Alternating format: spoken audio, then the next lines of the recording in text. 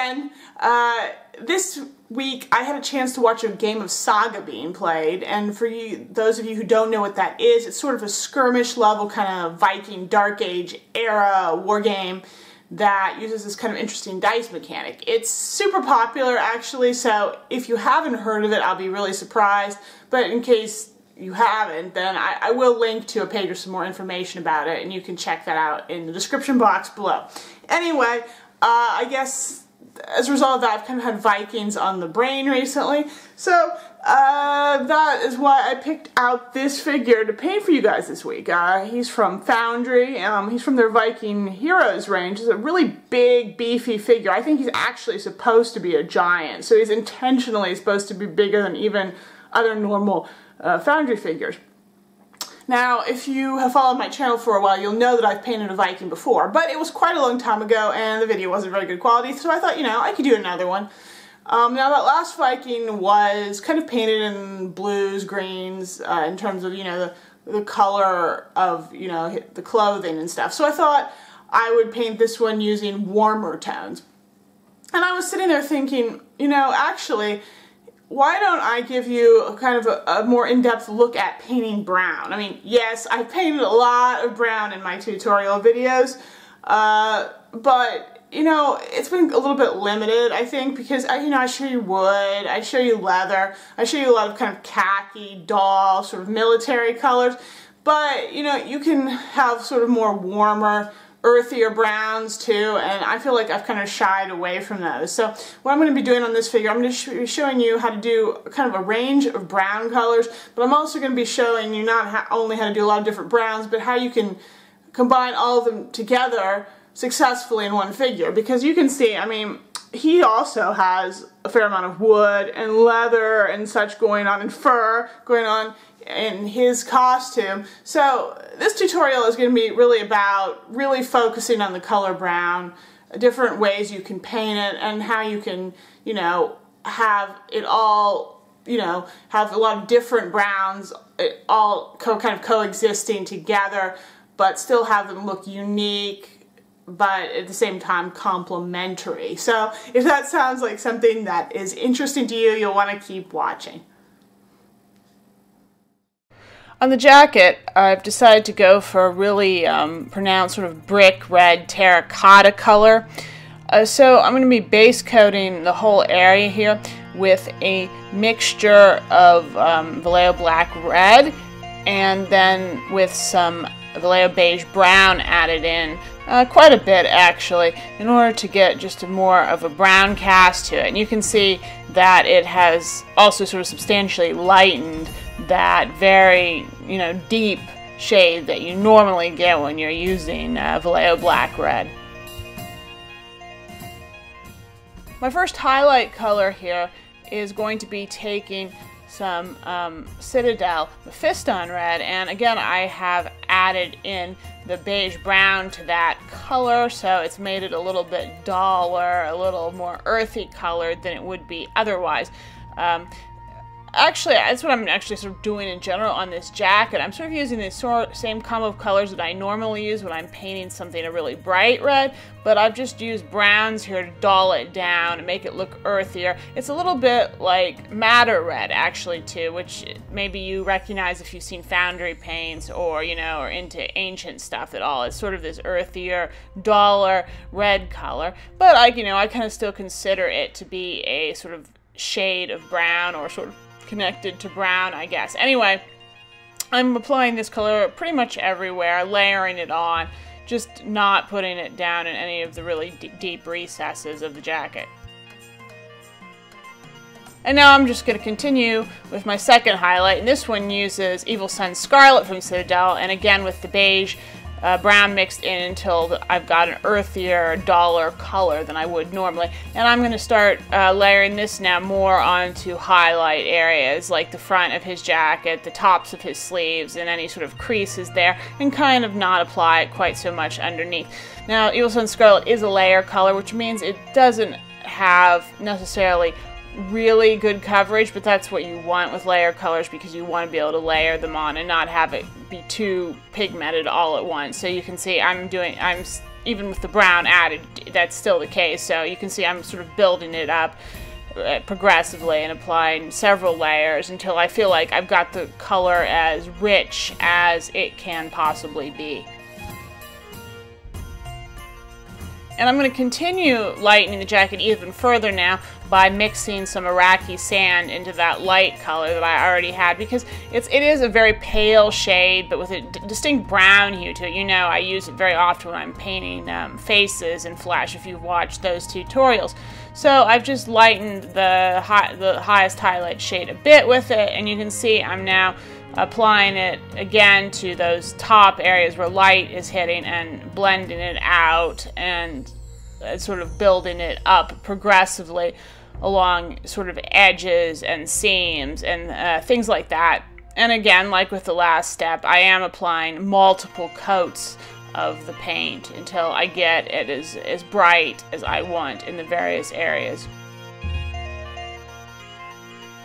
I then mixed in Iraqi sand a final time, and I'm really applying that now as sort of an extreme edge highlight. So it's going to really go only on the tops of, say, those sharp seams on his arms, around his cuffs, and the front of his tunic, and a little bit too on just the top surfaces of the sleeves and the areas where I want there to be a lot of light hitting. But I'm applying it in those cases very, very thinly and really blending it out so that it isn't, you know, too full on. But this sort of concludes sort of the highlighting of this jacket. And you shouldn't apply these very light colors too much on something that you want to be a deep red, brown, or that sort of shade, just because you might end up making it a little bit too pinky and a little too washed out. But if you apply it, you know, sparingly to those areas where you really want there to be a lot of light hitting, then it'll look natural and attractive. Now on his pants and his hat, I thought I would go for kind of an orange-brown shade. So I'm base coating those areas here using a mixture of Citadel Jokera orange and again with some beige brown added in just to get it a little bit browner so it's a little duller. Because Jokera orange as a base color it's not the brightest, most brilliant of oranges, but it is very clearly orange. So I don't want it to be, you know, too in your face at this point. And I'm then going to add a really nice heavy wash of Seraphim Sepia to all of those areas which I just painted. Once the wash is dry, I'm going to go back in with just the pure Jokera orange and layer that over top. I think I did actually mix in a little beige brown again, but not too much. I wanted it to be lighter, but you can see this really makes the pants appear to be noticeably oranger. At this point, I'm just trying to smooth out any sort of transitions between the sort of top puffs of his pants, the top of his hat, and those really dark folds and creases, because I don't want there to be really stark, deep, dark brown stripes going on there, because in most places at least, except maybe between his legs, but for the most part I don't want those to be too pronounced. I want there to be a little bit of subtlety there. So by applying thin layers I can tone that down just a little bit and, you know, make a nicer base for what I'm going to do next. Now obviously just leaving it like this would make the pants be very, very orange, and I want to get it more of a browner shade. So what I've done here is I am using again the Iraqi sand as a lightening color, and I have mixed just a reasonably small amount into that Jokera orange to lighten it, make it paler. It makes it a little sandier, a little browner, and I'm going to start layering that onto his pants. It's very easy here because you really just want to focus it on sort of the puffy areas of his pants and then have it blended out more as it goes down into the creases. And his hat too, his hat being it's on top of his head, a lot of light's going to be hitting up there, so you're going to want it to be pretty light overall, a little darker maybe around the edges, and you can sort of work in the indication of a few like light folds or creases up there just by choosing to slightly highlight some sort of streaks on top a little bit more and leave then some other areas a little bit darker. Usually there'll be sort of a certain amount of sculpting that you can use and follow there and figuring out where you should put creases. And I'm going to continue in the same way, so I've then gone ahead and lightened that color that I just made even further. I've added in even more Iraqi sand. You can see it's starting to get really pale here, and you can see it's really starting now to shift away from being that brilliant, really pronounced orange color that we had before. It's now it becoming a little bit more sort of an orange earth shade, which is kind of what I wanted. I mean, it's still orange, but it's not, it's a more of a brown orange and not so much of, you know, an orange, I guess. So I'm going to apply this again, layering it on and building it up on the areas where a lot of light is hitting. And you can then even continue on with a third highlight if you want. I did where I took, it wasn't completely pure Iraqi sand, but it was almost pure Iraqi sand, and I used that to really make a super bright highlight, very thinly sort of around the edges of his hats and just in the really center of sort of those pants puffs. And so by the time I'm done, I'm going to have a really nice light faded orange brown shade. I decided to paint his tights or leg wrappings or whatever you want to call them in sort of a warm cream buff color. So I'm base coating them here with pure Iraqi sand. And I'm going to do the same thing. He's got a little pouch that he's wearing on his left hip, and I'm going to be painting that in the same shade. So I'm just base coating those areas first of all. I'm then going to apply a highlight layer here, sort of thinly, and kind of building it up with layers, which is a mixture of white and Iraqi sand. I've just made it paler here, and you know, I'm just going to build it up a little bit. So especially you want the color to be stronger and brighter, say on the backs of his calves and on the fronts of his shins, areas like that, and have it a little bit darker, more subtle sort of between his legs at the sides. But you still want it to look smooth and nice, even transition, because since there's no real wrinkles here, you have to be careful that you know, do a good job blending. And the bag is kind of obscured, so it shouldn't be hard. There's only a real small area to paint. So I'm just going to build that up a couple of times, and then I'm going to go in with just pure white, and I'm going to add another highlight layer, which is going to make it get really, you can see, start to get quite light, and you know, quite bright. And again, you can see I'm focusing the white. I'm applying it everywhere but thinly and blending it out, but then going back and really focusing it on the calves and on the shins until I have it, you know, as strong as I really want it to be.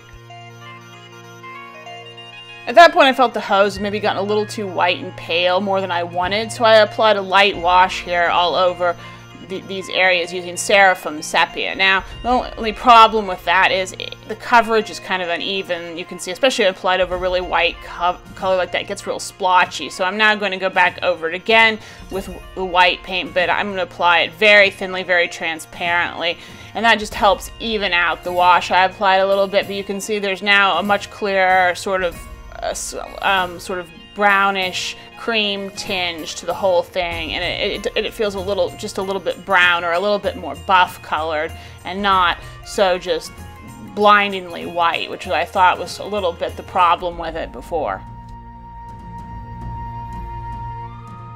I'm going to base coat the fur trim on his coat and hat, and for this I am going to be using Vallejo Chocolate Brown. There's nothing tricky about this. You just want to make sure you get a good even coat and try not to get it on any areas that you've already painted on the figure. Now, to further emphasize that really thick, heavy texturing on the fur, I'm going to apply a really heavy Nuln oil wash, and that's going to go down in all of those sort of holes and pieces down there, and you know, give it a really nice deep dark effect. While that is drying, I'm going to work on a few areas that I want to have white on this figure. I decided that he's got some sort of trims or little clasps on the front of his jacket, and I decided I would do those in white, and also his shield, or the base of his shield I should say, and he's got also a tassel on his hat. And I decided that I'd do those all sort of in whites and grays. So I'm using Sky Gray here as a base coat for those areas, and I'm just gonna, you know, go ahead and make sure I've got good coverage on those areas of the model. And then I'm going to continue by applying white paint, and as you know, white is quite transparent, so it needs to be built up over several layers. It won't take you very long probably to take care of that on the sort of fastenings on his jacket and the tassel on his hat, but on his shield you're probably going to have to put in a little bit more time, because what I want is to have the shield be a bit lighter at the top and then sort of gradually sort of transition to a more gray, darker shade at the bottom, because I think it gives just a nicer effect. It gives a little bit of subtle variation, and you know, it's just a way to add interest to that shield slightly. So what I'm doing is sort of applying the white to the top of the shield and then sort of pulling it downwards, blending it downwards, so the coat, it gets to be progressively thinner and less of a, you know, heavy coat as we go downwards. And between each layer you need to let it dry a little bit and then go back in and just keep doing the same thing. And then each time you just pull it down a little less far, so, you know, it's just, you know, the bright white is not covering as much as you continue. So in the end, what you'll get then is that the top of the shield should be really brilliantly white, or as white as you can get it, and then it's going to be slightly less so moving down the shield. And you can kind of do this to taste, basically. Since the wash on the fur is completely dry, I'm going to go back to working on that. And I've taken first here a mixture of chocolate brown and beige brown, and I'm going to apply that very lightly, sort of overbrush it along the sort of the top edge of the fur. So the idea here is that it looks like there's going to be a slight highlight along more towards the top. I mean, actually you can apply it sort of everywhere, but I'm just applying it heavier and more forcefully sort of along the top. And so then it's a little bit more subtle and less strong towards the base of that fur trim. And if you want, you can even go back in, as I did, and do that again. And then for my second sort of pass, I used just pure beige brown, and I really focused it then. Again, but still overbrushing, really only sort of along the top of where the fur trim was. Now, of course, what happens when you do this, even if you're really careful when you're overbrushing, is you're going to get it going down into some of the texturing and detailing in the fur. And I don't want that too much, because then it looks kind of messily painted. So after finishing, I went ahead back in with another wash, but not as strong a wash as I used last time. So I'm going to be using Reichland Flesh Shade this time, because it's kind of a nice red-brown color. And I'm going to be applying it not too heavily, but kind of all over the fur basically, but really emphasizing more the top area where I focused all of that highlighting. Now, most of what's left to paint on this figure is the leather, and that, you know, includes his shoes and all of his belts, all the scabbards for his dagger and sword, the sort of the grips on his dagger and sword, you know, the strap on his shield, all of that has got to be a brown leather. And I'm going to be approaching it similarly to how I usually do, but I'm going to be using all Vallejo colors and no Foundry colors this time. But as always, I'm starting out here with a base coat of German camouflage black-brown. For first highlight on the leather, I'm going to use chocolate brown. So it's really going to be going pretty much everywhere on the figure where there aren't any deep dividing lines or creases or really heavy shadows falling. My particular batch of chocolate brown is pretty transparent as well. I don't know, the mix is not all that good, so it's not going on very heavily anyway. So it doesn't, you know, matter if you get it a little bit down in any of the recesses. This is just a really sort of a very preliminary lightening step anyway. Now, as my first highlight on the leather, after the chocolate brown, I went ahead and took Vallejo orange brown, and I'm sort of applying it to the edges and blending it sort of out from there so that it looks a little darker towards sort of the inner part of the leather or the bottom, and then it's just brighter and oranger along the edges. The only problem I had with this was that the orange brown is really a little bit too potent to color and too light, and I felt like blending between that and the chocolate brown was really a lot of work. So I ended up making an intermediate color, and I recommend you do that too. So you want to mix some chocolate brown into your orange brown and use that everywhere first. Same technique, you want to apply it to the edges and sort of blend it or feather it out so that it's, you know, sort of darker towards the center or bottom of your leather pieces. And you can build it up a couple times if you want. That's up to you. And then when you're done with it, then you can just go back in again with the pure orange brown and apply it in the same way. But because you put that sort of that intermediate step in there, it's going to be, you'll find it a lot easier to apply the orange brown and not have to really make this really extreme transition between it and that really dark brown color that we had on there. I should also point out the shoes in this model are a little bit tricky. They're not very well defined. They're very sort of simple pieces. They don't have a lot of seam lines in them or sort of dividing pieces. So I found them actually kind of a bear to paint, just because, you know, figuring out where to highlight, and you'll have to spend a lot of time on these blending. I'll be honest, I spent a lot more time on these shoes blending than I really wanted to be doing, to be honest with you. Just because you have to sort of make some sort of add some definition with the paint that actually doesn't exist with the sculpting. So you can see I'm really working to emphasize the toes and heels of the shoes and the sort of the little leather cuff around the top, but still try to preserve some shadows underneath the cuff and sort of make it look like there's some wrinkles and creasing on the top of the foot, you know, where your toe wiggles, and there's going to be some flexing of the leather.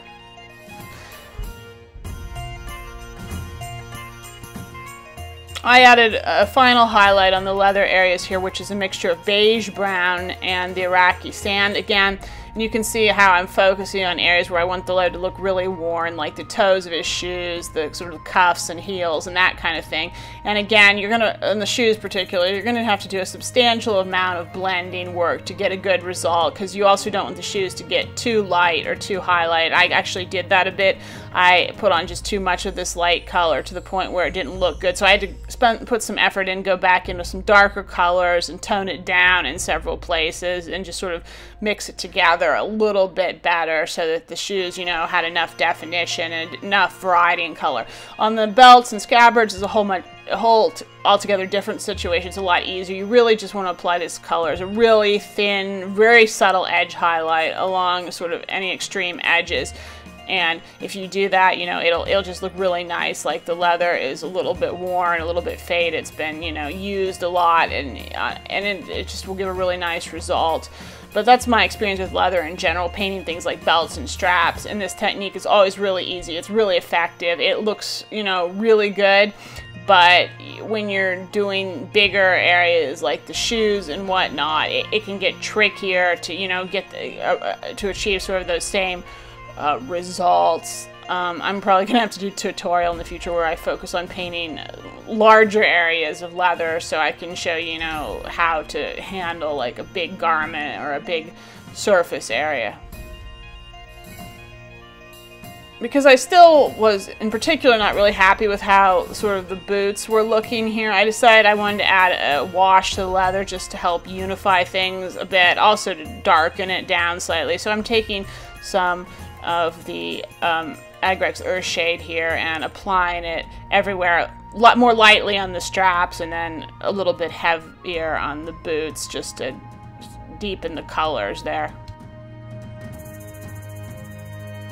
Now the back of the shield should look like wood, and I want it to look like a little bit of worn wood. Now, I didn't mention it earlier, but I'd already base coated the back of the shield with the German camouflage black brown, but now I want it to look quite a bit different from how I painted the leather. So what I'm doing here is I've taken some Vallejo English uniform, and what I'm doing is I'm sort of applying it to the edges and sort of pulling it inwards so that it sort of gets, so that the area towards his body is darker and more in shadows, and then it's sort of lighter towards the edges, so it's kind of basically fading out as it goes inward. And I'm making a series of sort of just horizontal lines here, as you can see, to really emphasize the grain of the wood and sort of the individual planks that you can kind of see happening here in that area. And once I've put that initial coat on, I'm going to mix some sky gray into that British uniform, and that will allow me to get sort of a more weathered grayish looking wood highlight, and that's really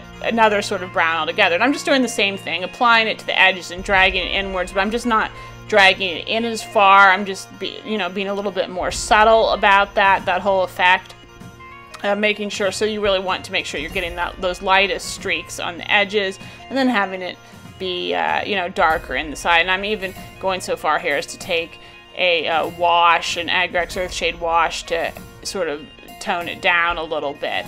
And then I finish off with one final highlight where I actually mix just pure white into that color that I already have to lighten it even more, and I'm even picking out further some grain in the wood, and especially along the top sort of edge of each of those individual planks that you can see in the shield.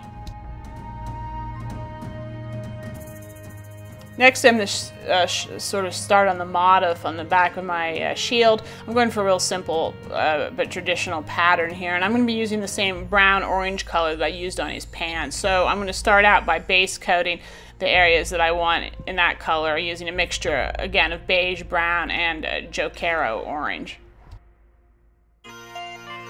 Well, that's dry, and I'm going to paint all sort of the hardware on his belt and scabbards using sort of a bronze gold color. So I'm just base coating all those areas quickly using a mixture of German camouflage black, brown, and Vallejo Air gold, as I usually do for the sort of bronze gold metal areas.